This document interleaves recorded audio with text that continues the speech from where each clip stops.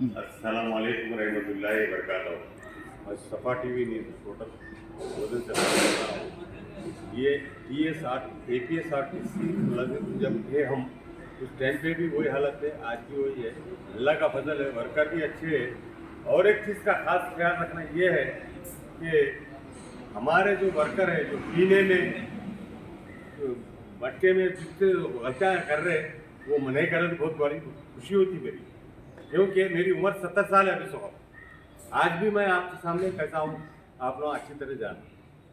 तो लिहाजा मेरी गुजारिश ये है, हमारे डिपो मैनेजर साहब ये जितने भी स्टेज पर जो बैठे हुए हैं, ये लोगों से भी गुजारिश है ये लोग भी ये वर्करों को ज़रा ताकीद करें। चाहे कई जगह से गाड़ियों को मैं देख रहा हूँ, मैं एक डिपार्टमेंट का होने के नाते मैं वीडियो नहीं ले रहा हूँ, मैं नहीं कर रहा हूँ। लोग जो ड्राइवर्स होंगे या मेंटेनेंस गैरेज के लोग तो नहीं है, मैं मेंटेनेंस गैरेज कैसे हूँ ऐसे। और क्या है बोले तो यहाँ पर हमारे APSRTC जब आंध्र प्रदेश मिल के साथ तेलंगाना अलग नहीं हुआ था, जब मैं रिटायर्ड हुआ तो मैं बोलने का मकसद क्या है कि मेरी मेहरबानी मेरी गुजारिश ये है आप लोगों से, या डिपो मैनेजर हो या गैरेज सुपरवाइजर हो, उनकी इज्जत करना और पीना खाना और दूसरी चीज़ें बंद कर देना बहुत अच्छा रहता है। सेहत के लिए अच्छा है, तुम्हारे बाल बच्चों के लिए अच्छा है और तुम्हारे पूरे परिवार के लिए अच्छा है। ये खास ख्याल रखना, जो ड्राइवर हो, कंडक्टर हो, मेंटेनेंस हो, सुपरवाइजर हो, कोई ऑफिसर हो, डिपो मैनेजर हो, कोई भी हो, हमारे को खुद ही बात बता दे रहे आप लोगों का बहुत बहुत शुक्रिया जो मौका दिया।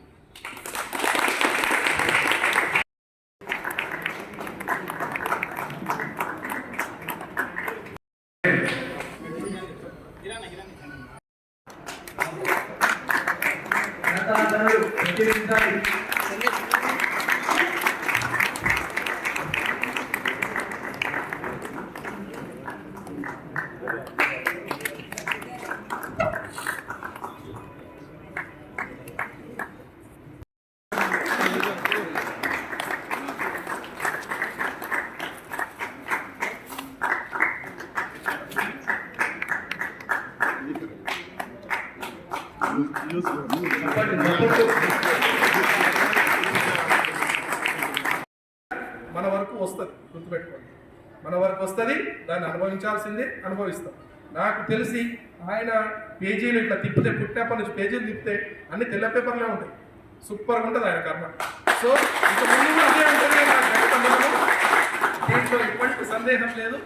ఇంకా ఆయన వ్యక్తిత్వానికి మొన్న అంటున్నా, నేను ఇంతగానో నువ్వు అడిక్ట్ అయిపోయినావు డిపార్ట్మెంట్కు, మరి రేపు పొద్దున నీకు ఎట్లా అని చెప్పంటే నాకు ఫుల్ గిరాక్ సార్, పిండిగిరిని ఉంది, ఎప్పుడు ఎవరో ఒకరు వస్తారు మాట్లాడిస్తారు, ఇక్కడికంటే ఎక్కువ బిజీ అయిపోతుంది సార్ నేను రిటైర్ అయినా అని చెప్పాడు. అది కావాలి మనిషి, అర్థమైందా? సాలించుకొని కూర్చునే తత్వం. ఆయనకు పెళ్లి కాలేదు, పిల్లలు లేరు, అయినప్పటికీ కూడా తన బాడీని ఎప్పుడు సుఖపెట్టడానికి ట్రై చేయలేదు ఆయన. మనము ఛాన్స్ దొరికితే ఎక్కడ సుఖపెట్టడం చూస్తాం. ఈ పర్సనాలిటీ దీన్ని సుఖపెట్టడం చాలా దరిద్రం అలవాటు. ఈ బాడీని ఎంత వీలైతే అంత పంపాలి, ఎంత వీలైతే అంత చెంపొడ్చాలి, ఎంత వీలైతే అంత అయ్యాలి. నేను డిపో మేనేజర్ని అయిపోయినా కాబట్టి ఇక్కడ సుఖపెడతలేను, నేను సుఖపెడుతున్నా. కానీ పొద్దున పూట నా వర్కౌట్స్ చూడండి, మీకు తెలుస్తుంది, అర్థమైందా? దీన్ని ఎవడైతే సుఖపెడదామని అనుకుంటాడో నీ పతనం స్టార్ట్ అయినట్టే, గుర్తుపెట్టుకోండి. ఆయన ఎప్పుడు సుఖపెట్టలే ఆ బాడీని, కష్టపడుతూనే ఉన్నాడు. సందీప్ చెప్పినట్టు గిరి అయిపోయింది, తెల్లందాక గిరిని పడతాడని చెప్పి అట్లా కష్టపెట్టాలి. పర్సనాలిటీని ఎవడైతే ఎక్కువ కష్టపెడతాడో వాడికి ఏ రోగం రాదు, ఏ రొంపి రాదు, అర్థమైందా? చాలా ఎక్కువసేపు అయినట్టుంది, నాకు సబ్జెక్ట్ మంచిది దొరికింది కాబట్టి ఎక్కువసేపు మాట్లాడగలిగిన. Thank you very much. అలాగే అదే రిటైర్మెంట్ లైఫ్ ఆ భగవంతుడు ఆయన కోరుకున్న విధంగా ముందుకు తీసుకెళ్లాలని చెప్పి మనస్ఫూర్తిగా ప్రార్థిస్తున్నా. కాకపోతే చిన్న అడ్వైస్ అది, జాగ్రత్తగా ఆరోగ్యం మాత్రం కాపాడుకో. నాకు నువ్వు అలవాటు చేసిన వడాలు అప్పుడప్పుడు నైట్లో కూడా నేను తెప్పించుకొని తింటున్నా అన్నంతో పాటు. ఆ వడాలు అలవాటు చేసిండు అప్ప, పంపిస్తూ ఉంటాడు లోపలికి, సార్ ఇచ్చినప్పుడు ఒకటని చెప్పి. Thank you very much. కది నీ సాన్నిధ్యాన్ని మాత్రం మరవలేను నేను. అట్లాగే ఏవైతే నీ ఐడియాలజీ ఉందో వాటిని కొంతలో కొంత మేము అడాప్ట్ చేసుకోవడానికి ప్రయత్నం చేస్తాము. నువ్వు పోతున్నది మాత్రం ఖచ్చితంగా కొంత లోటే, నాకైతే కొంత లోటే. ఇప్పుడు నేను డెప్త్కి వెళ్తాను accounts department. Sandeep, take care of your self, అర్థమైందా? చూడలే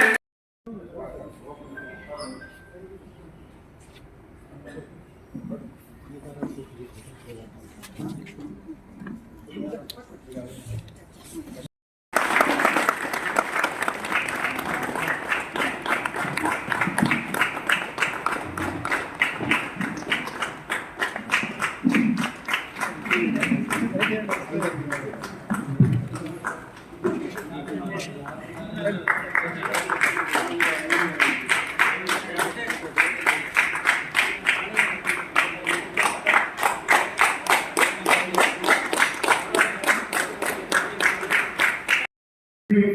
అబ్దుల్ కదీర్ సార్ గారికి శుభాకాంక్షలు తెలుపుకుంటూ ఇట్టి కార్యక్రమానికి అధ్యక్షత వహిస్తున్న డిప్లొమా సార్ గారిని